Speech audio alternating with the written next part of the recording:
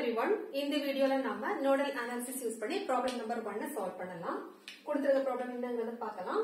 Using nodal method, find the current through 8 ohm resistor. ஒரு simple circuit கொடுத்திருக்காங்க. இந்த சர்க்யூட்ல வந்து 8 ohm resistor வழியா மூவ் ஆகக்கூடிய கரண்ட் என்னங்கறது நமக்கு கேட்டிருக்காங்க. ஆல்ரெடி ப்ராப்ளம்ல கொடுத்திருக்காங்க. Use nodal method. ஓகே, சிம்பிளான ப்ராப்ளம் தான்.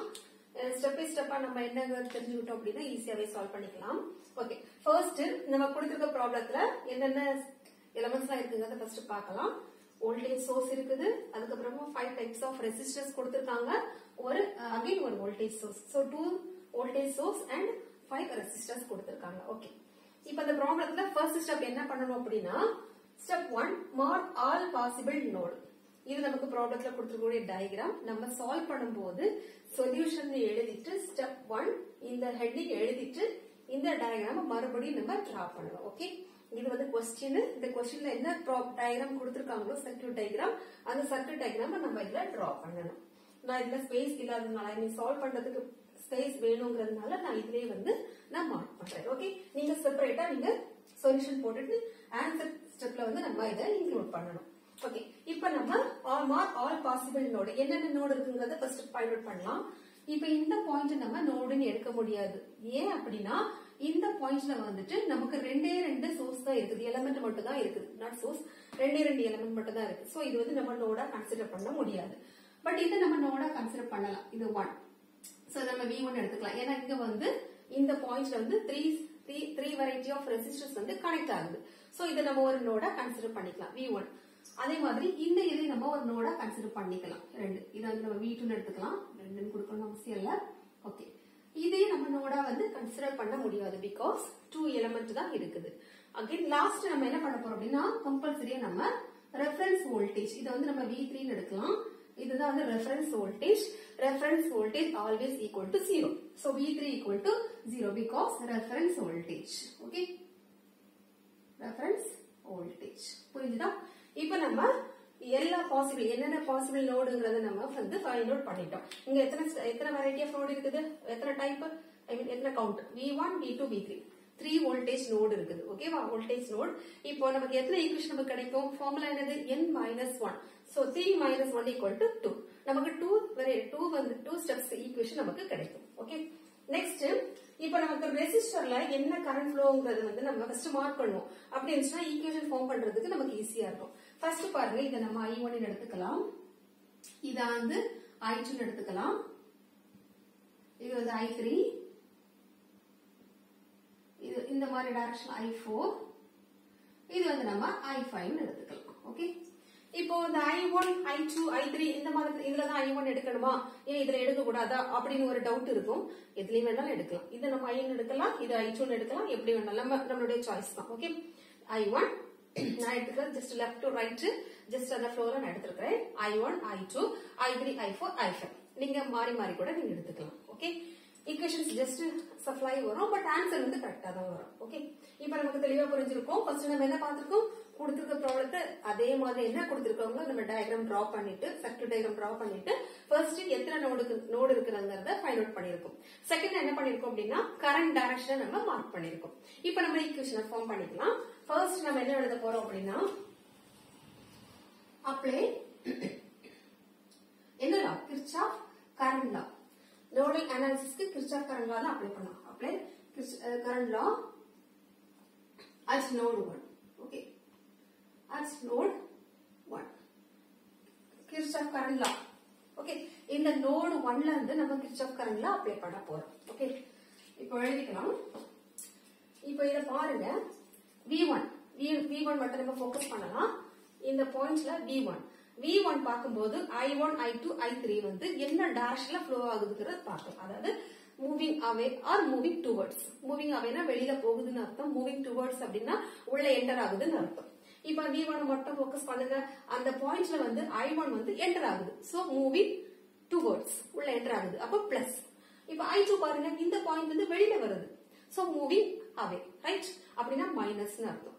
இப்ப I3 பாருங்க, நோடு V1ல இருந்து வெளியில போகுது, சோ மூவிங் அவே அப்படின்னா மைனஸ். அப்ப எப்படி ஈக்குவேஷன் எடுக்கணும் பாருங்க, I1 கரெக்ட்டா, I1 வந்து என்டர் ஆகுது, so moving towards the node. So அந்த பாயிண்ட்ல வந்து என்டர் ஆகுறதுனால நான் பிளஸ் I1 எடுத்துக்கிறேன். அடுத்து I2 வந்து பாயிண்ட்ல இருந்து வெளியில வருது, சோ மைனஸ் I2. நெக்ஸ்ட் இந்த I3 வந்து V1 ல இருந்து வெளியே போகுது, சோ வெளியில போறதுனால அது நம்ம மைனஸ் எடுத்து I3 எடுத்துக்கலாம். Total current equal to 0.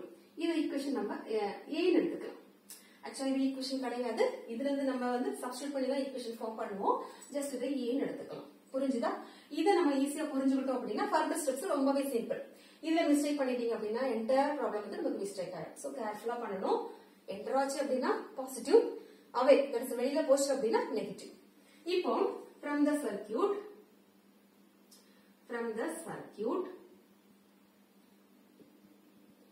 we can write. ஓகேவா? நம்ம என்ன எழுதலாம் அப்படின்னா இந்த சர்க்யூட்டை பார்க்கும்போது இப்ப I1 ஓகேவா, ஓம்ஸ் லா நமக்கு தெரியலையா, V equal to IR, I equal to V by R, that's all. அவ்வளவுதான். ஓம்ஸ் லா ஃபாலோ பண்ணி நம்ம இத வந்து என்ன ஈக்குவேஷன் நம்ம எழுத போறோம். I1 equal to V by R. இப்போ இந்த I1 ல வந்து நமக்கு ரெண்டு வோல்டேஜ் இருக்குது. எங்கெல்லாம் இருக்கு பாருங்க. V1ங்கிறது ஆல்ரெடி நோட் வோல்டேஜ் 1 இருக்குது. செகண்ட் வந்து ஆல்ரெடி ப்ராப்ளத்துல கொடுத்திருக்கக்கூடிய ஒரு வோல்டேஜ் இருக்குது. இத நம்ம V1 minus V4 வோல்டேஜ் எழுதணுமா இல்ல 4 minus V1 எப்படி எழுதணுமா கன்ஃபியூஸ் ஆகும். நீங்க மாத்தி எழுதியாச்சுன்னா கூட ஸ்டெப்ஸ் இந்த ஃபர்தர் மோர் ஸ்டெப்ஸ் எல்லாமே வந்து ராங் ஆயிரும். சோ கேர்ஃபுல்லா எழுதணும். இதை எப்படி எழுதணும் அப்படின்னா I1 மட்டும் பாருங்க. I1 உள்ள starting point ending point, okay, அது லெஃப்ட் ரைட் எப்படினாலும் அசியூம் பண்ணிக்கோங்க. ஒரு ஆரோவோட ஸ்டார்டிங் பாயிண்ட் எண்டிங் பாயிண்ட் அல்லது லெஃப்ட் ரைட். ஃபர்ஸ்ட் நம்ம எது எழுதணும் அப்படின்னா லெஃப்ட் என்ன இருக்குதோ அதுதான் எழுதணும். அதுக்கப்புறம் மைனஸ் எழுதிட்டு ரைட்ல உள்ளது எழுதணும். புரியுதா? இந்த ஆரோவோட லெஃப்ட் யார் இருக்கா? 4 வோல்டேஜ். சோ அப்ப எப்படி எழுதணும்? 4 மைனஸ் ஆரோவோட எண்டிங் அல்லது ரைட்ல எழுது, ஏதாவது லெஃப்ட் ரைட்ல எடுத்துக்கலாம். ஆரோவோட லெஃப்ட் வந்து 4 இருக்குது, ரைட் வந்து V1. So V1.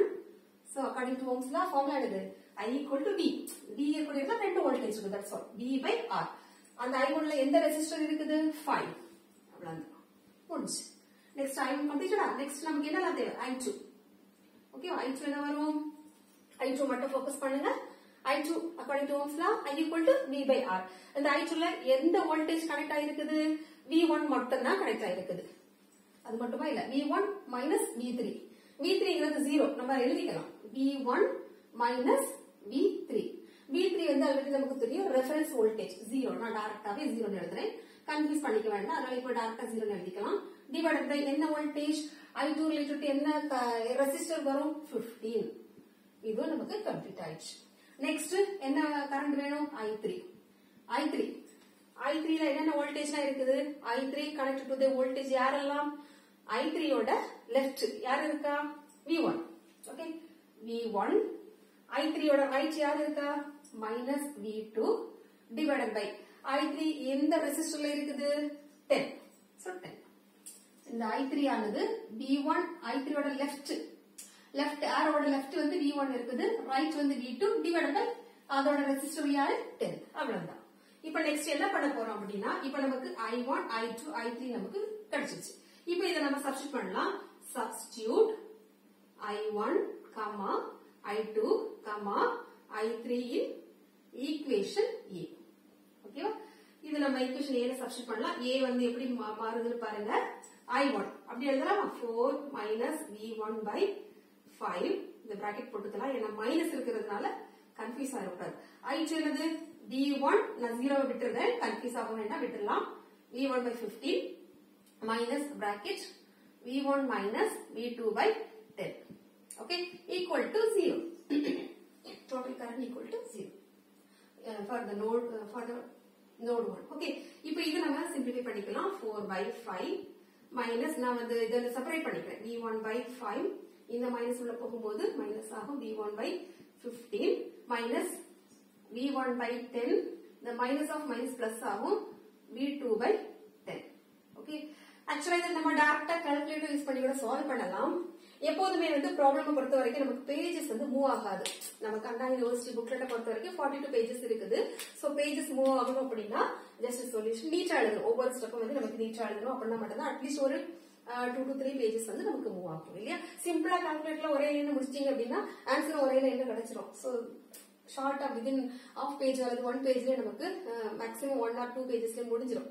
அது ஒரு 13 மார்க்குக்கு கரெக்ட் தான். பட் வந்து கொஞ்சம் நமக்கு ஒரு 13 மார்க் அளவுக்கு நம்ம எழுத வேண்டாமா, ஒரு பேஜஸ் கொஞ்சம் மூவ் ஆக வேண்டாமா. சோ ஸ்டெப் பை ஸ்டெப் பண்ணிக்கோங்க, தப்பு கிடையாது. ஓகே, இப்போ நம்ம இதை சால்வ் பண்ணிக்கலாம். இப்போ எல்லாமே ஒன் சேர்த்துக்கலாம்.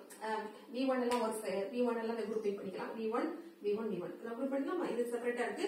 4/5 மைனஸ் v1 நான் செப்பரேட்டா எடுத்துக்கிறேன். சோ 1/5 பிளஸ் ஏன்னா மைனஸ் நான் வெளியில எடுத்துச்சு. சோ 1/15. இது உங்களோட சாய்ஸ் தான். சால்வ் பண்றது இப்படிலாம் சால்வ் பண்ணணுமா, எல்சிஎம் எடுத்து சால்வ் பண்ணலாம். சால்வ் பண்றதுக்கு நிறைய மெத்தட் இருக்குது. பட் நம்மளுடைய டார்கெட் வந்து ஆன்சர் தான். ஓகே, நான் இந்த மெத்தட்ல சால்வ் பண்றேன். நீங்க எந்த மெத்தட் விருப்பமோ அந்த மெத்தட ஃபாலோ பண்ணிக்கோங்க. சரியா? ஓகே, இப்போ நம்ம v1 v2 நம்ம இதை சிம்பிளிஃபை பண்ண என்ன வரும்? 4/5 எழுதும்போது கொஞ்சம் ஸ்டெப்ஸ் வந்து கொஞ்சம் வரும், பேஜஸ் கொஞ்சம் மூவ் ஆகும். That's all. v1 பிராக்கெட் இது நம்ம வந்து இதை நீ எல்சிஎம் எடுத்து அப்படி கண்டுபிடிக்கணும் அவசியம் இல்லை. நம்ம கால்குலேட் யூஸ் பண்ணிக்கலாம், ஈஸியா முடியும். ஓகே,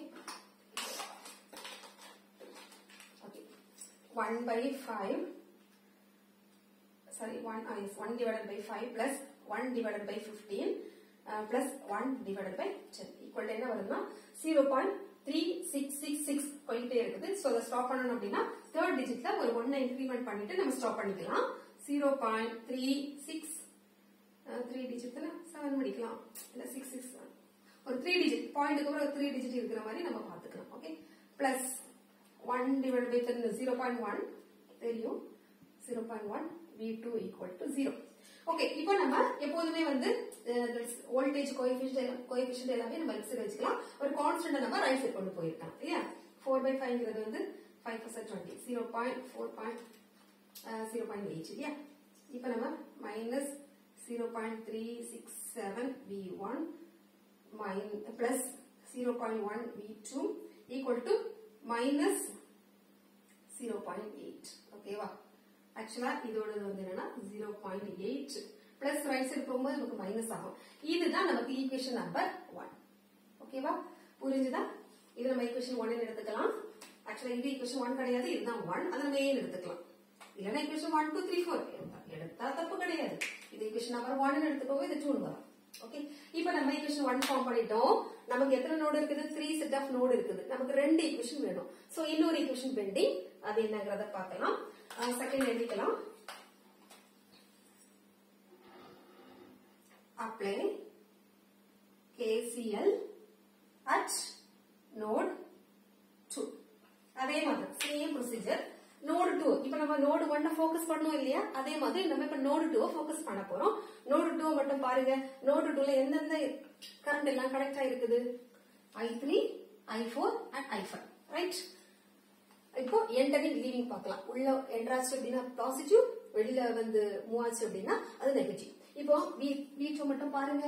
V2ல வந்து I3 வந்து என்டர் ஆகுது. அப்ப I3 பிளஸ் வரும். So I3. அடுத்து I4 பாருங்க. V2ல இருந்து வெளியில போகுது. வெளியில போறது எல்லாம் நம்ம மைனஸ் ஆக்கிடலாம். Okay, so minus I4. அடுத்து I5 பாருங்க. V2ல இருந்து அதுவும் நமக்கு வேண்டாம்னு சொல்லிட்டு வெளியில போகுது. சோ வந்து மைனஸ் எடுத்துக்கலாம். மைனஸ் I5 ஈக்குவல் டு எத்தனை? 0. Yes, I5 equal to 0. Right? இத நம்ம B ன்னு எடுத்துக்கலாம். ஏன்னா ஈக்குவேஷன் நம்பராவே எடுக்கலாம். It's not wrong. ஓகே, இது நம்ம A ன்னு எடுத்துக்கலாம், இது B ன்னு எடுத்துக்கலாம். சரியா? இப்போ நமக்கு என்னெல்லாம் தேவை? I3, I4 and I5 நமக்கு தேவை இல்லையா? இப்போ I3 எடுத்துக்கலாம். சேம் ஸ்டெப்பை எடுக்கலாம். அப்ப நம்ம கன்ஃபியூஸ் ஆகுது. From the circuit or given circuit, we can write என்ன எழுதலாம்? I3 equal to எழுதலாமா? According to Ohm's law, I equal to V by R. I3 மட்டும் பாருங்க. அந்த I3ல வந்து எதெல்லாம் கனெக்ட் ஆயிருக்குது? That is 10 ohm resistor, voltage V1 and V2 இல்லையா? இப்போ I3ல நம்ம என்ன எழுத போறோம்? அதே சேம் ப்ரொசீஜர் தான். I3 அந்த ஆரோவோட லெஃப்ட் சைடு என்ன யார் இருக்கா? V1. ரைட் சைடு யார் இருக்கா? V2. அப்ப எப்படி எழுதலாம்? V1 minus V2 divided by 10. ஓகேவா? இப்போ நமக்கு I3 கம்ப்ளீட் ஆயிடுச்சு. I4 equal to I4 மட்டும் பாருங்க. I4ல என்ன வோல்டேஜ் இருக்குது? V2 minus V3 இல்லையா? V2 minus ஏன்னா அந்த ஆரோவோட லெஃப்ட் சைடு வந்து டாப் அது லெஃப்ட் சைடு ஸ்டார்டிங் பாயிண்ட் எப்படி வேணாலும் எடுத்துக்கலாம். ஸ்டார்டிங் பாயிண்ட் வந்து நமக்கு V2 வந்து ஜாயிண்ட் ஆயிருக்கு. எண்டிங் பாயிண்ட் வந்து நமக்கு V3. சோ நம்ம V2 minus V3 divided by 10 ohm resistor இல்லையா? இப்போ V3 வந்து நமக்கு 0. ஓகே, இதனால எழுதிக்கலாம். எப்படி வந்துங்கிறது தெரியணும் இல்லையா? அடுத்து நமக்கு என்ன வேணும்? I5. I5 மட்டும் பாருங்க. I5ல சேம் ப்ரொசீஜர் தான். அந்த ஆரோவோட லெஃப்ட் சைடு யார் இருக்கா? V2. ரைட் சைடு யார் இருக்கா? 6 வோல்டேஜ். இதை மறந்துட கூடாது. மறந்துச்சு அப்படின்னா எல்லாமே ராங் ஆயிடும். சோ பார்த்து கேர்ஃபுல்லா எழுதிக்கணும். சோ I5 வந்து 12 not 12. So V2 minus 6 divided by 12. இதுல 10 ohm ஒரே ஒரு 10 ohm ரெசிஸ்டர் தானே இருக்குது. Okay sorry. I4ல 2 8 ohm ரெசிஸ்டர். கேர்ஃபுல்லா எழுதிக்கணும். சின்ன ஒரு மிஸ்டேக்கா இருந்தா கூட ஃபர்தரா வரக்கூடிய எல்லா ஸ்டெப்ஸுமே நமக்கு வேஸ்டா போயிடும். சோ கேர்ஃபுல்லா எழுதிக்கணும். சரியா? ஏன்னா I4 related to 8 ohm resistor தான். நான் தப்பா எழுதிட்டேன். ஓகே, கரெக்ட் பண்ணிக்கோங்க. Okay, completed. நெக்ஸ்ட் என்ன பண்ணலாம்? சப்ஸ்டிட்யூட். சேம் ஸ்டெப் தான். சப்ஸ்டிட்யூட் என்னலாம் என்ன I3 I4 I5 I3 I4 I5 இன் ஈக்குவேஷன் B. அதாவது I3 I4 I5 எல்லாமே நம்ம ஈக்குவேஷன் B ல சப்ஸ்டிட்யூட் பண்ணலாம். I3 பிளஸ்ல தான் இருக்குது. I3 என்னது? V1 minus V2 divided by 10. அடுத்து minus I4. I4ங்கிறது நான் V3 0 ன்னு எடுத்துக்கிறேன். இதை கன்சிடர் பண்ணிக்கல. V2 by V8 minus V2 by 8. அடுத்து minus I5. இந்த பிராக்கெட் போட்டுக்கலாம். அடுத்து minus V2 minus 6. V2 minus 6 by 12 equal to 0. இதை சிம்பிளிஃபை பண்ணிக்கலாம். V1 அதாவது டினாமினேட்டர்ல இருக்கக்கூடிய டேர்மை வந்து நம்ம ரெண்டு டேர்முக்கு வந்து ஸ்ப்ளிட் பண்ணிக்கலாம். அப்ப ஈஸியா இருக்கும். V2 by 10 minus V2 by 8 இந்த மைனஸ் உள்ள கொண்டு போகலாம். minus V2 by 12 minus of minus plus 6 by 12 equal to 0. ஓகேவா? இப்போ பாராமீட்டர்ஸ் தட் இஸ் ஒரே எலிமெண்டா ஒரே சோர்சஸ் இருக்கிறத கம்பைன் பண்ணிக்கலாம். 1 2 3 V2 காமனா இருக்கா? So V1 by 10 minus V2 நான் காமனா எடுக்கிறேன். அப்ப என்ன வரும்? 1 by 10 பிளஸ் ஏன்னா மைனஸ் நான் வெளியில எடுத்துட்டேன். அப்ப 1 by 8 இந்த இடத்துல பிளஸ் 1 by 12 அடுத்து plus 6 by 12 equal to 0. Next ஸ்டெப்ல இதை சிம்பிளிஃபை பண்ணிக்கலாமா? 1 by 10 equal to நமக்கு 0.1 தான் இருக்கும். 0.1 V1 minus இதெல்லாம் சிம்பிளிஃபை பண்ணிக்கலாம். 1 divided by 10 plus 1 divided by 8 plus 1 divided by 12. 0.308 V2. அடுத்து plus 1 by 2 1 by 2 0.5 equal to 0. எப்போதுமே வந்து சோர்ஸ் வோல்டேஜ் அது எல்லாமே லெஃப்ட் சைடு இருக்கட்டு, கான்ஸ்டன்ட் வந்து நம்ம ரைட் சைடு கொண்டு போகலாம். ஒரு ஈக்குவேஷனோட ஜெனரல் ஃபார்மேட் எப்படின்னா கான்ஸ்டன்ட் வந்து ரைட் சைடு நம்ம கொண்டு போயிடுவோம். அதான் 0.1 V1 minus 0.308 V2 equal to minus 0.5. இதான் வந்து equation number 2. Okay, already equation number form பண்ணிட்டோம். இது நம்ம ஈக்குவேஷன் நம்பர் 2. ஒரு பாக்ஸ் போட்டுக்கலாம். ஓகே, இப்போ நமக்கு ரெண்டு set of as per the steps procedure நமக்கு ரெண்டு செட் ஆஃப் ஈக்குவேஷன் கிடைச்சிருச்சு. இந்த ஈக்குவேஷன் 1 and 2 வந்து யூஸ் பண்ணிட்டு நம்ம எப்படி சால்வ் பண்ணலாம் அப்படின்னா இதுக்கு நிறைய மெத்தட் இருக்குது.